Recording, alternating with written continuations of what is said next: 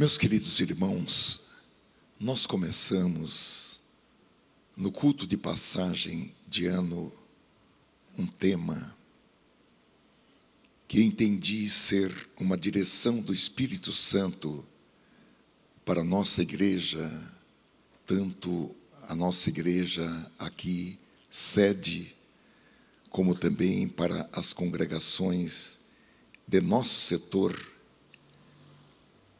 para este ano de 2024 como o ano do acolhimento. E esta é a 12ª mensagem subordinada a esse tema geral. Talvez seja a última. Obviamente, o Espírito Santo é quem sabe, mas já na penúltima mensagem eu acreditei seria a última, mas depois eu me vi movido pelo Espírito Santo para compartilhar mais a mensagem de hoje dentro desse complexo que nós temos recebido da parte de Deus. Eu coloquei, meus queridos irmãos, como título na mensagem de hoje, uma igreja acolhedora, compartilha bens materiais para suprir as necessidades dos outros.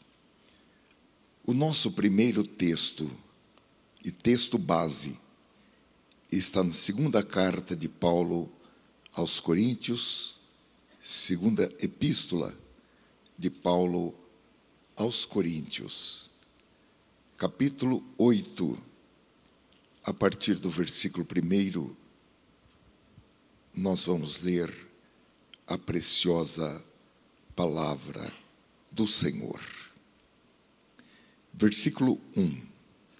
Também, irmãos, queremos que estejam informados a respeito da graça de Deus que foi concedida às igrejas da Macedônia, porque no meio de muita prova de tribulação manifestaram abundância de alegria, e a profunda pobreza deles transbordou em grande riqueza de generosidade.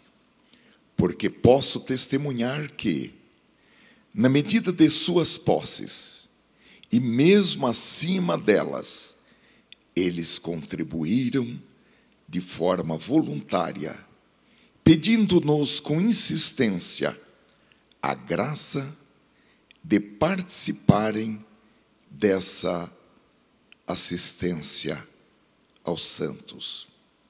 E não somente fizeram como nós esperávamos, mas pela vontade de Deus deram a si mesmos, primeiro ao Senhor, depois a nós. Isso nos levou a recomendar a Tito que, assim como havia começado, também completasse esta graça entre vocês.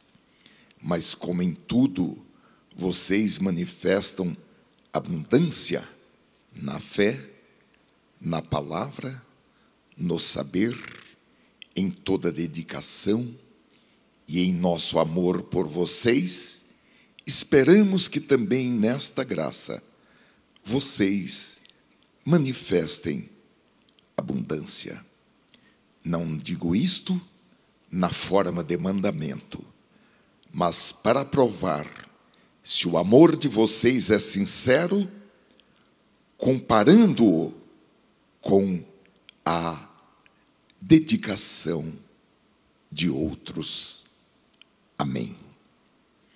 Ó Senhor, te damos glória e louvor pelo privilégio que temos tanto acesso a esta palavra tão rica e tão enriquecedora. Vem nos enriquecer por meio desta palavra e da sua meditação. Abre-nos a porta da palavra, tanto para a exposição desta palavra, como também para a recepção, para a compreensão e para a memorização. Escreve-a em nossos corações, na tábua de nossos corações, e que ela fique, Senhor, gravada de forma indelével e que passe a nortear os nossos pensamentos, as nossas decisões, as nossas ações. Em nome do Senhor Jesus, nós estamos voluntariamente abertos para receber a Tua palavra. Amém. Louvado seja o Senhor. Esta mensagem, irmãos, ela poderia ter como título Um por todos e todos por um, porque era assim que os nossos irmãos da igreja primitiva conviviam entre si. Atos capítulo 4, versículo 32, diz que todos os que creram estavam unidos em coração e mente. Não se consideravam donos de seus bens, de modo que compartilhavam tudo que tinham. Com grande poder, os apóstolos davam testemunho da ressurreição do Senhor Jesus, porque esse modo de vida que eles levavam redundavam em grande poder. Então, com grande poder, os apóstolos davam testemunho da ressurreição do Senhor Jesus, e sobre todos eles havia grande graça. Entre eles não havia necessitados, pois quem possuía terras ou casas vendia o que era seu e levava o dinheiro aos apóstolos para que dessem aos que precisavam de ajuda. Eu tenho visto muitas pregações de pregadores empolgados, aspirando viver no mesmo poder do Espírito Santo, na mesma graça, como acontecia na igreja primitiva, mas durante mais de 60 anos, participando de cultos, ouvindo pregações de grandes e eminentes pregadores e testemunhos de muitos servas e servas de Deus, lendo os nossos periódicos, como o Mensageiro da Paz e outros órgãos de informação da nossa denominação, mas em nenhuma oportunidade eu ouvi alguém que estivesse disposto a vender os seus bens, as suas casas, as suas propriedades, ou fazer um Pix de seus investimentos, de suas poupanças, e entregar na igreja de modo que compartilhassem tudo o que tinha com todos. A igreja primitiva, irmãos, era uma igreja exemplar. E a igreja primitiva continua sendo o nosso modelo de igreja para nós no século 21. Aqueles crentes confiaram no poder e na graça do Senhor Jesus, e eles oravam em concordância, porque eles estavam unidos em coração e em mente.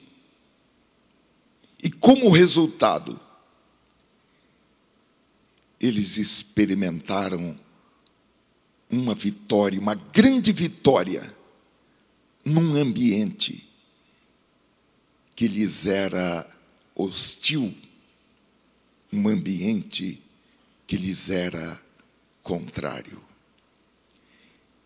E em meio às perseguições religiosas da religião judaica e às perseguições políticas do Império Romano, eles conseguiram comunicar, expressar o amor deles a Deus por meio de um amor sincero pelas pessoas, na satisfação das necessidades de todos, porque entre eles, versículo 34, não havia necessitados. Esta passagem, irmãos, fornece uma imagem gráfica daquilo que deve ser uma igreja acolhedora. Nós vemos aqui, como num retrato falado, a unidade do povo, uma paixão do povo pelo reino de Deus, a coragem, evidentemente, de pregar o Evangelho, e o poder de Deus se manifestava em muitos milagres, em muitas libertações e em muitas curas e salvação de almas. É por isso que nós estamos estudando e nos esforçando para ser uma igreja acolhedora, e o Espírito Santo está investindo em nós para que nós efetivamente sejamos uma igreja acolhedora. Eu, sinceramente, irmãos, acredito que ao olharmos para a unidade, como nós já estudamos de maneira muito objetiva, uma das mensagens foi dedicada à ideia de que uma igreja acolhedora é uma igreja que vive a unidade projetada por Jesus. Ao contemplarmos a paixão desses irmãos pelo reino de Deus, e a paixão desses irmãos, o amor desses irmãos uns pelos outros, o zelo de uns para com os outros, nós, irmãos, somos motivados a orar e a clamar para que em nosso meio isso também se torne realidade. Agora, meus amados irmãos, chama a nossa atenção o modo dessa igreja em compartilhar bens materiais para suprir a necessidade dos outros, em perfeita concordância com a doutrina de Cristo, em dividir aquilo que cada um deles tinha na sua própria mesa e no seu próprio guarda-roupa. Por essa razão, no texto que nós lemos, o apóstolo Paulo amplia um pouco mais ao dissertar sobre esse entendimento na sua segunda carta aos Coríntios, no texto que nós lemos no capítulo 9, do versículo 8 ao 14. Nós lemos o capítulo 8. Porém, essa sessão envolve o capítulo 8 e o capítulo 9. Do capítulo 9, por uma questão de aproveitamento de tempo, nós vamos ler o que Paulo escreveu a partir do versículo 8. Deus pode tornar abundante em vocês toda graça, a fim de que, tendo sempre em tudo ampla suficiência, vocês sejam abundantes em toda boa obra, como está escrito: distribuiu, deu aos pobres, a sua justiça permanece para sempre. E Deus, que dá semente ao que semeia e pão para alimento, também suprirá e aumentará as sementes e multiplicará os frutos da justiça de vocês. Assim vocês serão enriquecidos em tudo, para toda generosidade, a qual por meio de nós resulta em orações de gratidão a Deus. Porque o serviço dessa assistência não só supre a necessidade dos santos, mas também transborda em muitas orações de gratidão a Deus.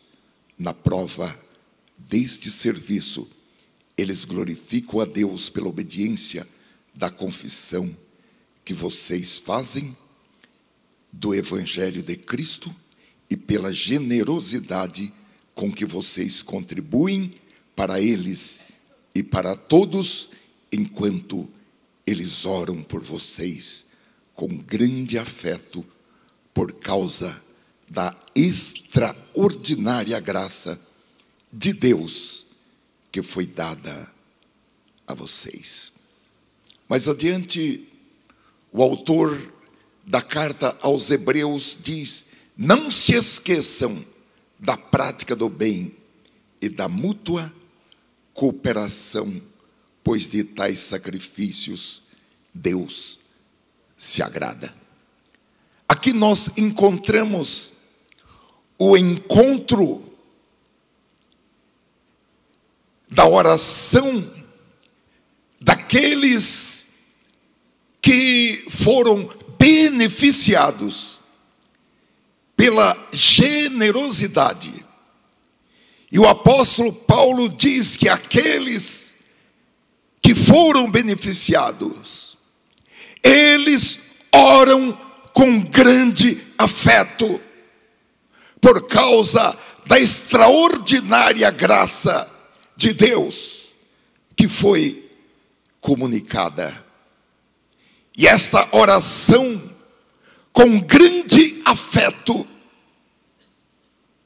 ela se encontra com agradabilidade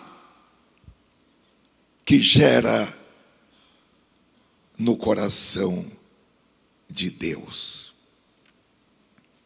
Glória seja ao Senhor.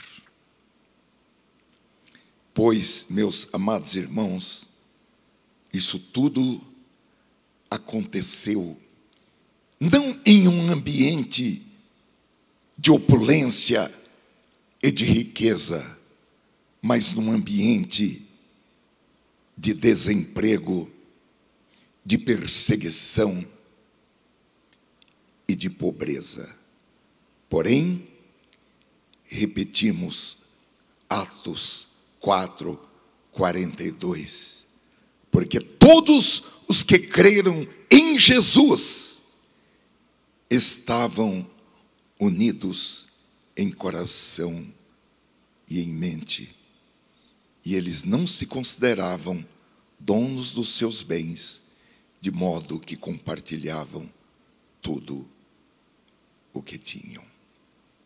Meus queridos irmãos, eu estava pensando, esses irmãos estavam enfrentando um mundo talvez mais hostil do que nós enfrentamos no nosso tempo. Eles eram pequenos, eles eram inexpressivos, mas eles eram diferentes. Eles superaram os desafios. Como nós sabemos, eram pessoas vindas de todos os lugares. Porém, o batismo com o Espírito Santo, a crença em Jesus, e o batismo com o Espírito Santo no dia de Pentecostes, fez com que eles tivessem um só coração e uma só mente, e eles serviam uns aos outros apaixonadamente. Em consequência, eles experimentaram grande poder, e aquela igreja cresceu de maneira sólida e de maneira forte. E eu fiquei com uma indagação, com uma pergunta: como nós aqui no setor 4 podemos ser tão vitoriosos como foi essa igreja em Atos 4?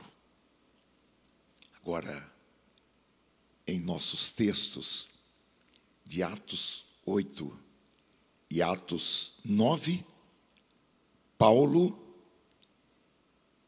escreve para a primeira igreja cristã em Corinto, para motivar aqueles irmãos e aquelas irmãs, para que eles tivessem o mesmo êxito que a igreja da Macedônia estava experimentando. E o apóstolo, ao escrever, relembra aqueles irmãos que aquele era o modelo de igreja que o apóstolo esperava deles em Corinto. Então, o início do capítulo 8 de 2 Coríntios, que nós lemos a partir do versículo 1, é o exame mais detalhado e completo de mordomia encontrado em toda a Bíblia. E eu fiquei pensando, nós poderíamos, para resumir em pouquíssimas palavras, todas as tratativas ensinadas pelo apóstolo Paulo em uma frase muito simples, que não é apenas um jargão de expressão: um por todos e todos por um. Antes, irmãos, de nós aprofundarmos nesse tema, eu gostaria que nós pensemos em algo e oremos a respeito.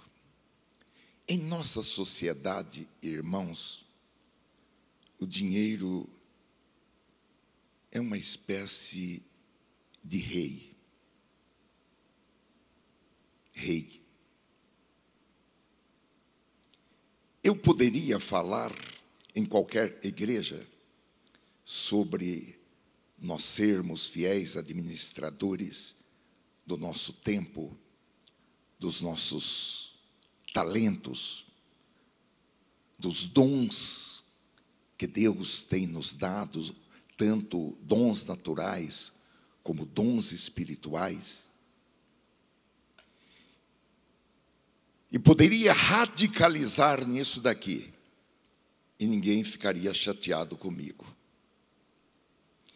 Eu poderia exortar nesta mensagem, que talvez passe também na televisão, para que consideremos que todo o tempo que nós temos é uma dádiva de Deus. E que esse tempo, cada minuto, cada segundo, cada hora, só pode ser utilizado na forma como Deus requer. E ninguém sairia aqui da igreja chateado comigo, e ninguém teria comentários inapropriados para fazer, ou até mesmo uma opinião crítica. Eu posso exortar com veemência para que nós não usemos as habilidades que Deus nos deu para servir ao mundo, mas trazer todos os dons para a honra e glória do Senhor. E ninguém se levantaria para sair, e ninguém olharia para o outro lado como se não estivesse gostando dessa abordagem. Porém, esta noite eu quero nos desafiar. Não é vos desafiar, é nos desafiar. É um desafio de nós a nós mesmos, para que nós examinemos as Escrituras a respeito do uso do nosso dinheiro, do uso dos nossos bens. E quando fala isso, é normal as pessoas já começarem a tomar conta da sua carteira. É normal as irmãs já pegarem as suas bolsas e esconderem aquela carteira pequena que está dentro das bolsas. Quantas irmãs aqui estão com bolsa? Levante a mão. Tem ou não tem uma carteira pequena dentro da bolsa? Esconde. Esconde isto.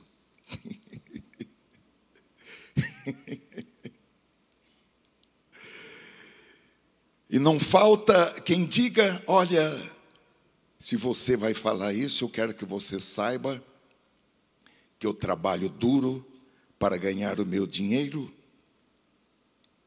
e ninguém vai dizer o que eu devo fazer com o meu dinheiro.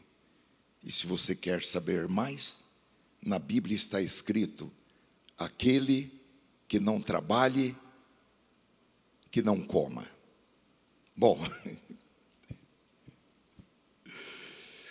para começo, irmãos, de argumentação, está provado que nós, os brasileiros, não temos uma visão apropriada de dinheiro. nós trabalhamos mais com a visão de propriedade e não de administração quando se trata do nosso dinheiro. Isso está provado ao olhar como outras nações tratam dessa questão de dinheiro, mais no campo investimento do que no campo propriedade. Está aqui vocês que moram nos Estados Unidos, sabem que lá é um pouco mais...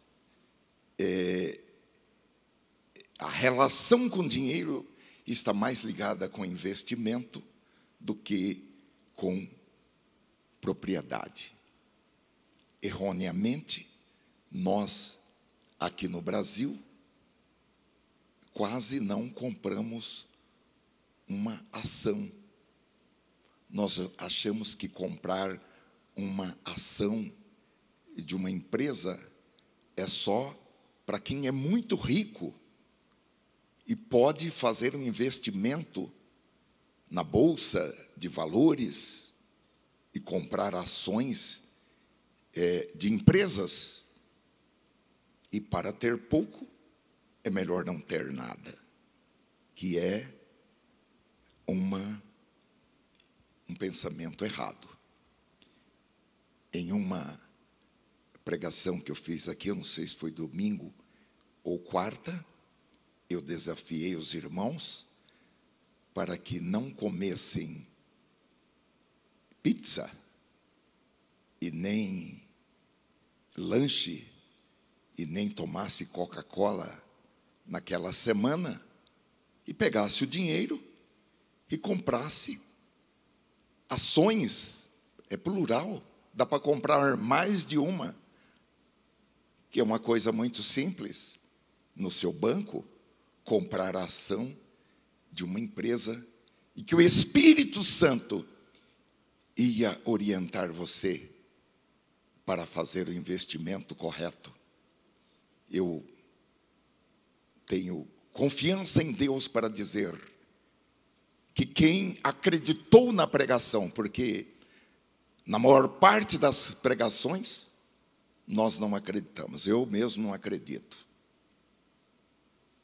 Eu até penso que acredito e engano a mim mesmo, mas eu não acredito, porque eu saio daqui e vou para casa e deixo para lá. Mas quem acreditou e plantou o grão de milho que eu entreguei aqui numa quarta-feira, colheu 400, 800 ou 1.600 grãos, só de acreditar na pregação. Deus multiplicou 1000 vezes aquele grão de milho. Mas só para quem acreditou na pregação, porque quem não plantou é porque não acreditou na pregação. Contra fatos não há argumentos. Eu tive muita dificuldade em ciências exatas, matemática, física, mas esse pequeno cálculo eu ainda sei fazer. Quem acreditou e plantou, o grão de milho que foi entregue, colheu. Quem não acreditou na pregação, não plantou e não colheu. Quem acreditou na pregação, não comeu pizza, não comeu X alguma coisa, não tomou Coca-Cola, pegou o dinheiro, foi lá no banco, deu um clique e comprou as ações.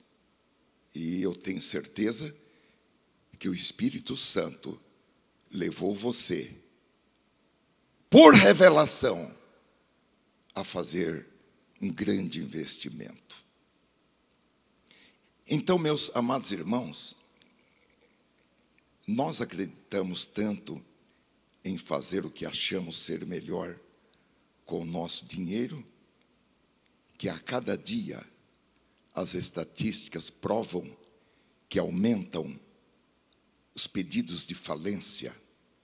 Neste ano, já temos um índice de pedidos de falência de empresas superior à do ano passado no mesmo período e maior do que em qualquer outro momento da história da nossa nação. E hoje nós temos mais pessoas endividadas, mais famílias endividadas do que em qualquer outro momento da história da nação brasileira. As estatísticas apontam que atualmente 77,8% da população brasileira é de pessoas que estão endividadas. A cada 10 brasileiros, 8 estão endividados. E 1/3 tem dívidas vencidas, tem dívidas em atraso. Essa foi uma pesquisa publicada em dezembro de 2023. E a pesquisa também revelou que o cartão de crédito é o maior responsável pela inadimplência. Eu já falei para os irmãos que outrora eu tinha vários cartões de crédito. Depois, o Espírito Santo me revelou, cada um tem que ter a sua própria experiência. Se você acha que deve ter 2, 3, 4, tudo bem. Mas para mim, o Espírito Santo foi muito claro. Você não deve ter mais do que um cartão de crédito. Às vezes é difícil, porque se clonam o meu cartão de crédito, até chegar outro, vai demorar 15 dias, 20 dias, eu fico sem cartão de crédito. Mas eu prefiro ficar sem cartão de crédito por 10, 15, 20 dias, do que ter 2 ou 3 cartões de créditos. Eu já li uma vez, eu não sei se é verdade, que os cartões de crédito, eles são impressos no inferno. Eu não sei se é verdade, mas eu li.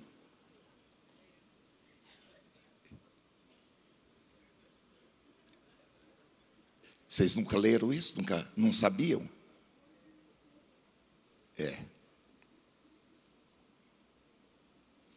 A pergunta, irmãos, que deve ser feita é a seguinte: será que nós sabemos realmente o que é melhor quando se trata de cuidar do nosso dinheiro e, principalmente, como gastá-lo, como investi-lo, como poupá-lo, como doá-lo, onde doá-lo, quando doá-lo e para quem doá-lo? Agora, meus queridos irmãos, se a má gestão das finanças é problemática e perigosa para a nação brasileira, e o Banco Central do Brasil, ele se preocupa com o endividamento das famílias, com a educação financeira, de tal maneira que todas as entidades que compõem o sistema financeiro nacional têm acesso à vida financeira de todas as pessoas, para que alguém não se endivide mais do que deve. Embora há alguns escapes, principalmente com um tal de empréstimo consignado.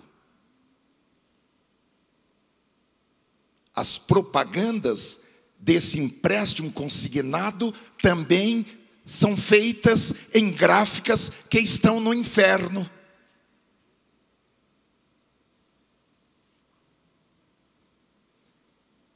Quando você passar e aquela moça muito bonita entregar um papel de empréstimo consignado, não pegue.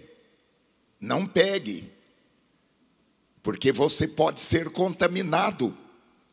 Esses impressos também são feitos no inferno. Um parente meu, irmãos, até meu primo, ele já está com Cristo. Ele está salvo, mas ele morreu endividado. Porque ele foi fazendo empréstimo consignado, e antes de vencer o próximo, já ofereciam outro para ele, e antes de vencer outro, já ofereciam o outro para ele. Os irmãos sabem em quantos meses é pago um empréstimo consignado? 80 e tantos meses. É para a pessoa, o velho aposentado, ele faz esse empréstimo consignado e o banco espera que ele nunca mais, até ele morrer, ele vai ficar endividado com aquele empréstimo consignado. E o meu primo sempre ligava para mim, o Ofraso, que era o meu nome lá, quando eu morava na minha terra. O Ofraso, manda um dinheiro para mim. Eu falei, caramba, meu primo é solteiro, não gasta com nada. E ainda, eu mandava um dinheiro para ele. Quando ele morreu, irmãos, foi que eu descobri que ele só estava recebendo R$400 por mês. O resto ficava lá no empréstimo consignado.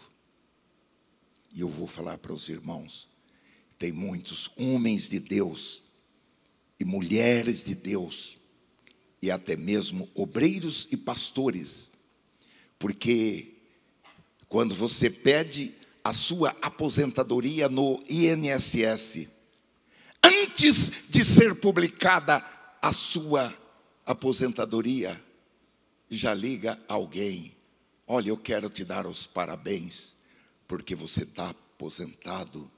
Eu quero te dar os parabéns, porque você vai receber a pensão do seu marido que morreu. E eu tenho aqui um empréstimo para você. Você pode receber tanto e vai descontar uma pequena parcela por mês. E você já pode comprar um carro, ou você já pode reformar sua casa, pagar suas contas de uma vez, e você vai depois pagando uma pequena parcela por mês. Olha, meus queridos irmãos, para a gente não incumpridar essa conversa, eu acho que não é todos os pecados que vai levar a pessoa para o inferno. Eu acho que tem pecados que não vai tirar o nome da pessoa do livro da vida. Pelo menos aquelas duas senhoras que brigaram na igreja, e Paulo falou, ajuda essas mulheres. A ti, meu verdadeiro companheiro, eu peço que você ajude essas mulheres. Os nomes delas estão escritos no livro da vida, mas elas brigaram.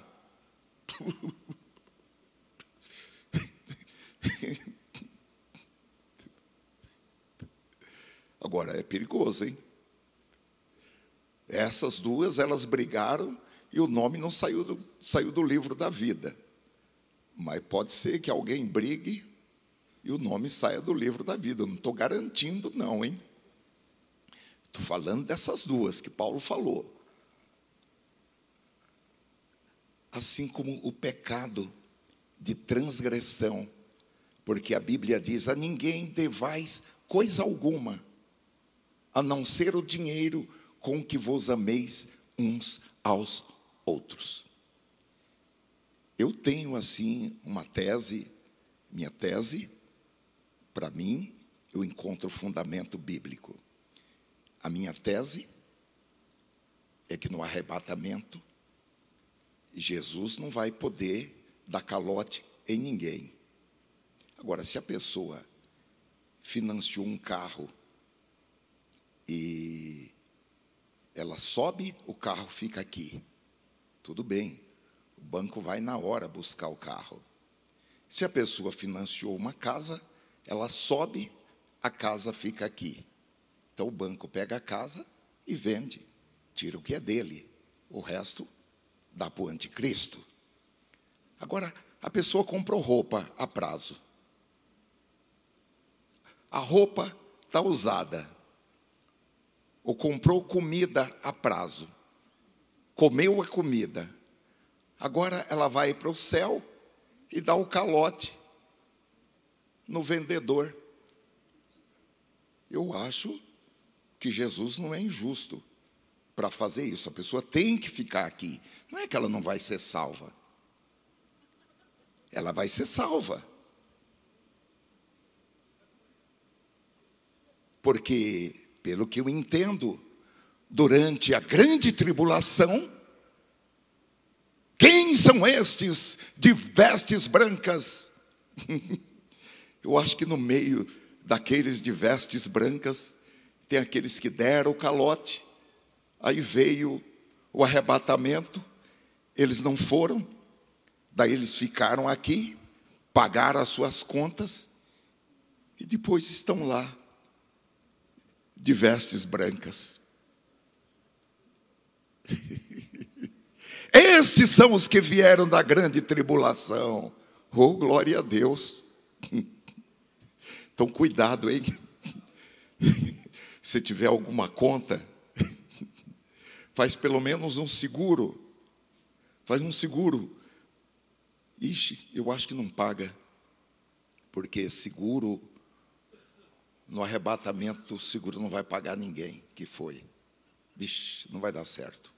A legislação do seguro não cobre arrebatamento. Então, o melhor é arrumar um jeito, já entrar em oração. Senhor, não vem agora. Espera eu pagar minha conta para o Senhor voltar.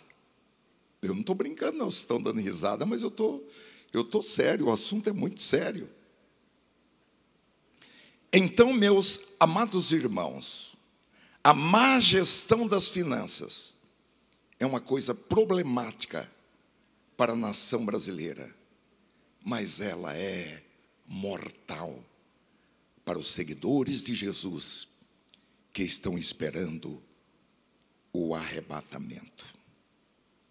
Eu acho, irmãos, que não há nada que possa arruinar de forma mais rápida, mais veloz, o testemunho de um crente do que a má gestão financeira. Como é que nós podemos compartilhar o Evangelho de Jesus para alguém que é nosso credor e a dívida venceu e nós não pagamos?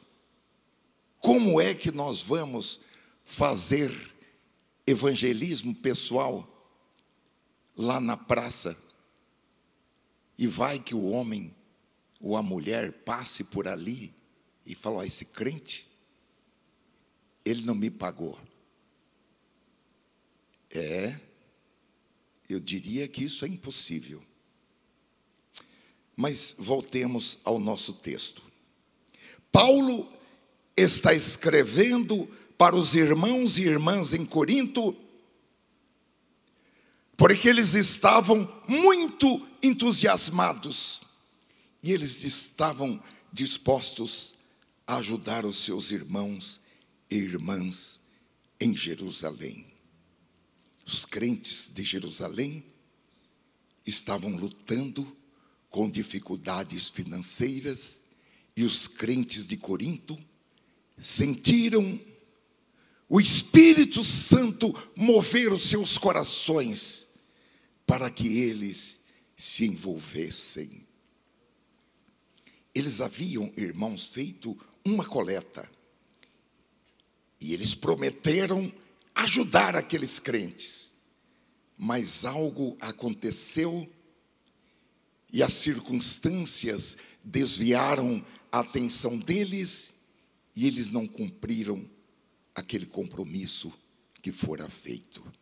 Então Paulo escreve em 2 Coríntios e o apóstolo tenta inspirá-los e tenta motivá-los para que eles retomem aquele compromisso outrora feito e cumpram o compromisso que fizeram.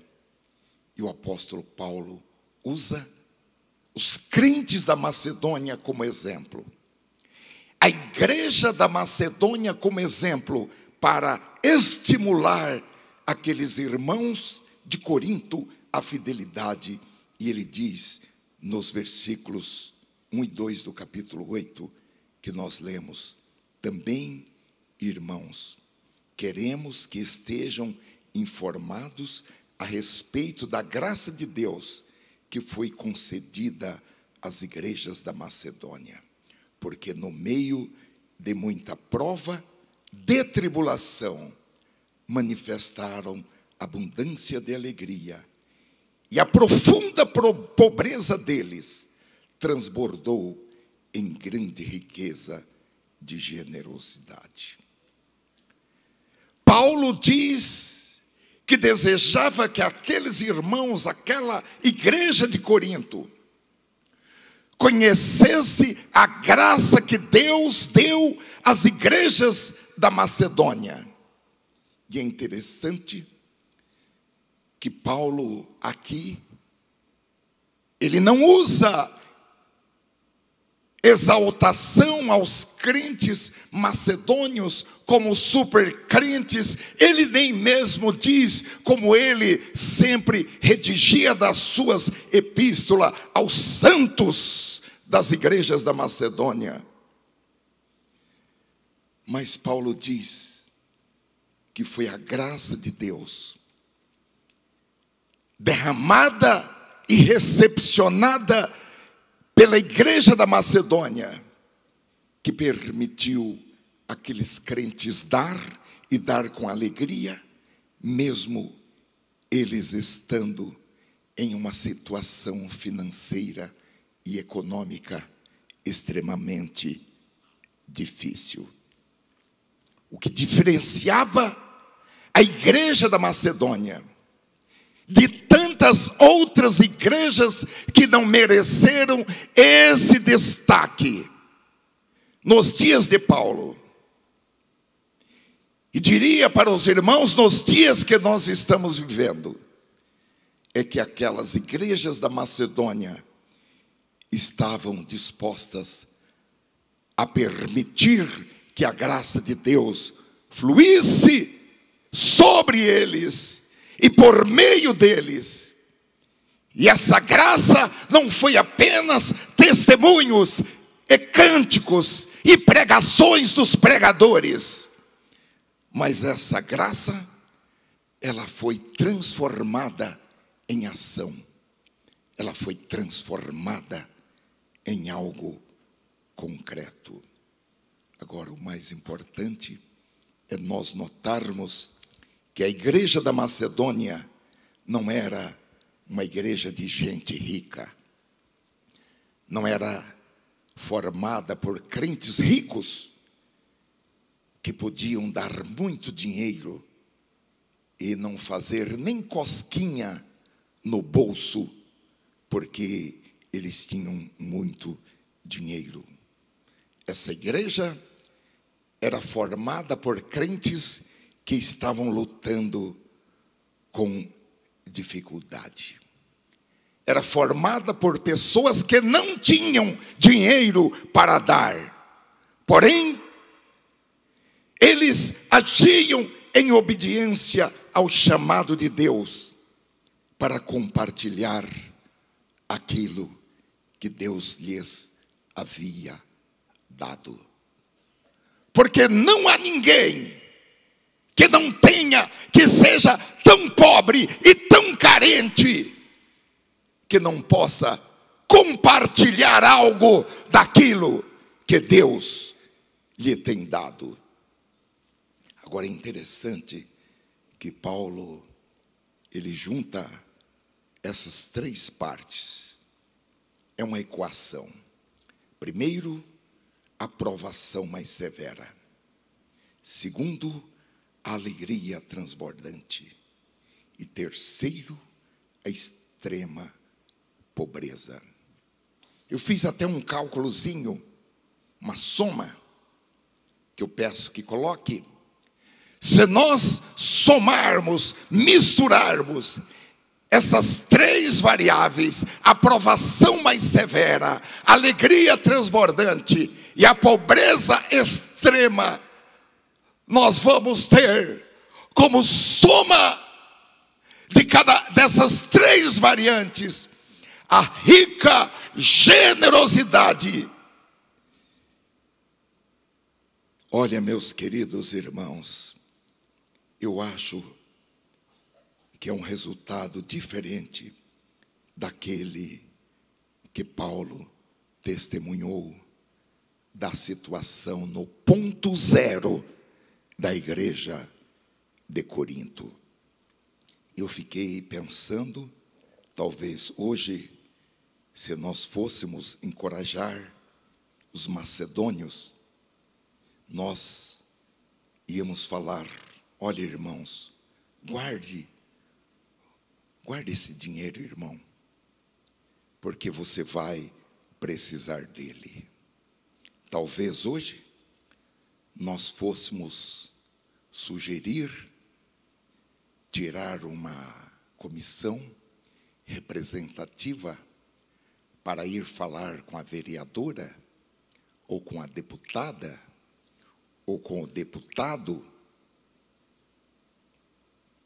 e analisar a possibilidade de obter algum tipo de ajuda da prefeitura, ou do governo do estado, ou do governo federal, para ajudar aqueles crentes a ultrapassar as suas dificuldades.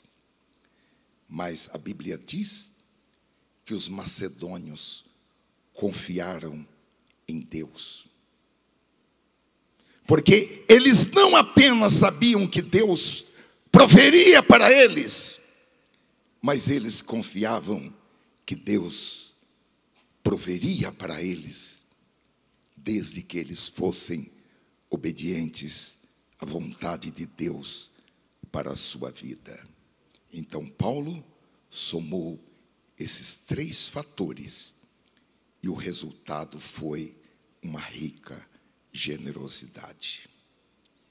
Existem, meus amados irmãos, tremendas lições que nós podemos aprender com os crentes da Macedônia, se nós tivermos disposição psicológica e disposição espiritual, que significa ter ouvidos para ouvir e ter um coração aberto para receber a instrução da palavra de Deus, a orientação da palavra de Deus para as nossas vidas. Eu vou só falar 4 segredos, sem abordá-los. E se assim o Senhor permitir, na quarta-feira nós abordaremos esses 4 segredos.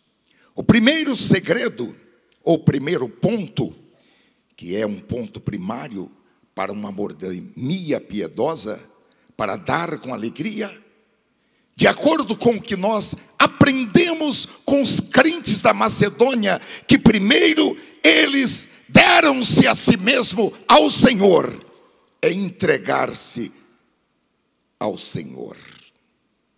Porque vamos ser realistas, irmãos, devolver 10% da nossa renda ao Senhor,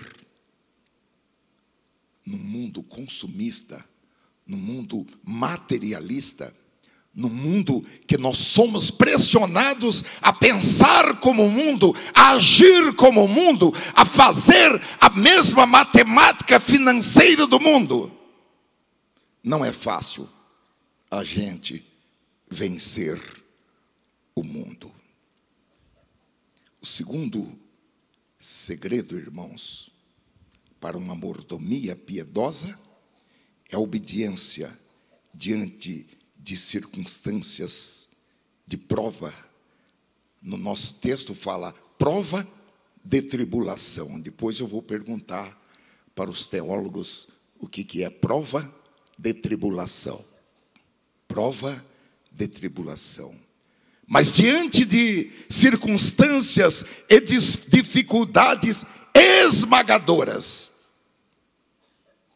ser obediente ao Senhor.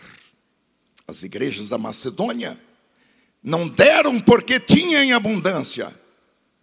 Eles deram generosamente da sua pobreza e deram mais do que podiam. Glória seja ao nome de Jesus. O terceiro segredo para se tornar um mordomo fiel e piedoso de tudo o que Deus deu é que todos os crentes devem se esforçar em oração para que se destaquem na graça de dar.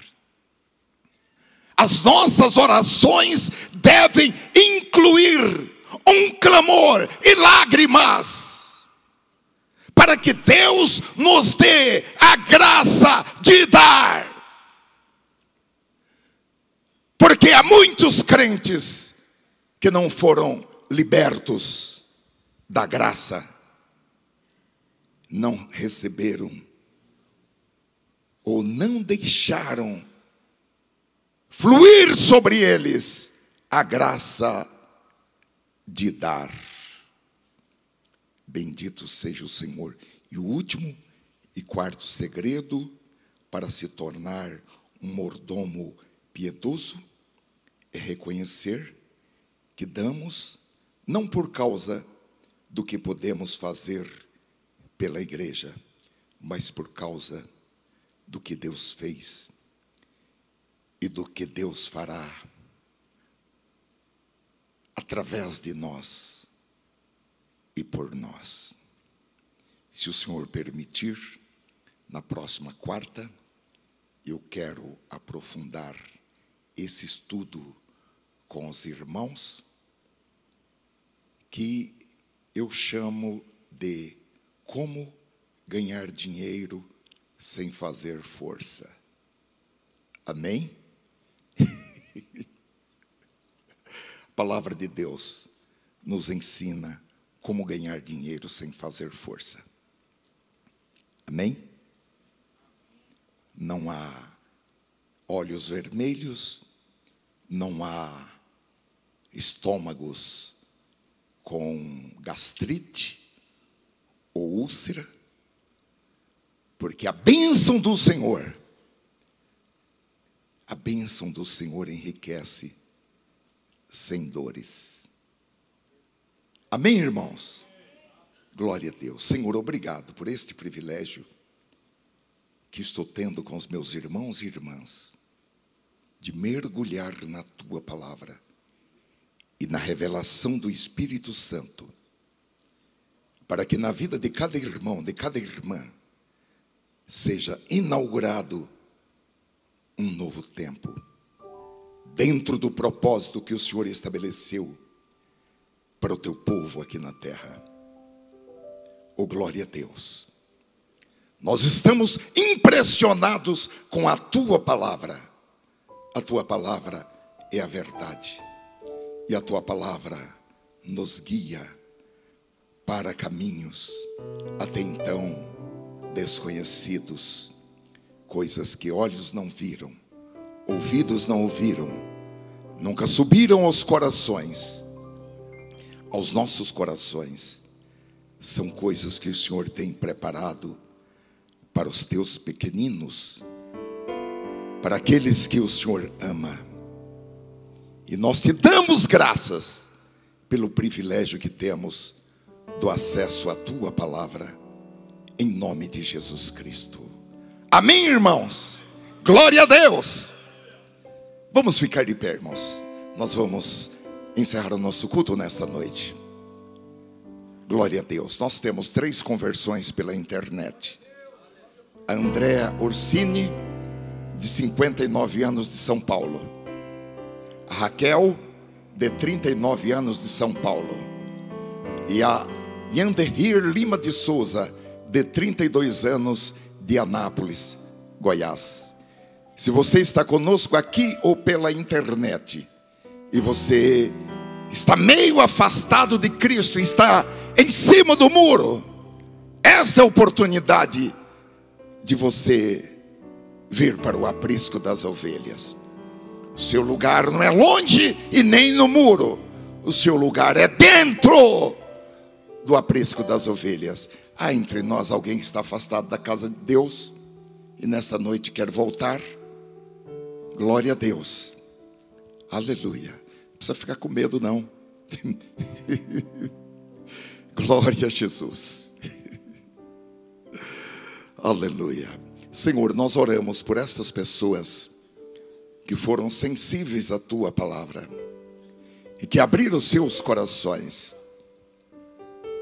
E elas vêm neste dia de festa, neste dia de revelação, neste dia que uma vez mais o Senhor se coloca dizendo: quem tiver sede, venha a mim e beba. E elas beberam. Faz essa fonte jorrar, e que nada possa impedir ou remover esta palavra dos seus corações. Como igreja, nós concordamos no perdão dos pecados, na reconciliação, no batismo no corpo de Cristo, em nome de Jesus Cristo, para uma nova vida. Eu oro, Senhor, pela vida financeira dos meus irmãos e irmãs que estão aqui presentes, daqueles que também estão conosco pela internet, e reivindicamos a tua promessa de que o teu povo não será envergonhado, de que o teu povo nunca mais será envergonhado por dívidas, em nome de Jesus. Dá, Senhor, as estratégias, as oportunidades. Faz, Senhor, milagres. Uma vez mais, nos manda ir ao rio e pescar o peixe e tirar a moeda de ouro da boca desse peixe, porque o Senhor não mudou. Em nome de Jesus Cristo, diga amém. Glória a Deus.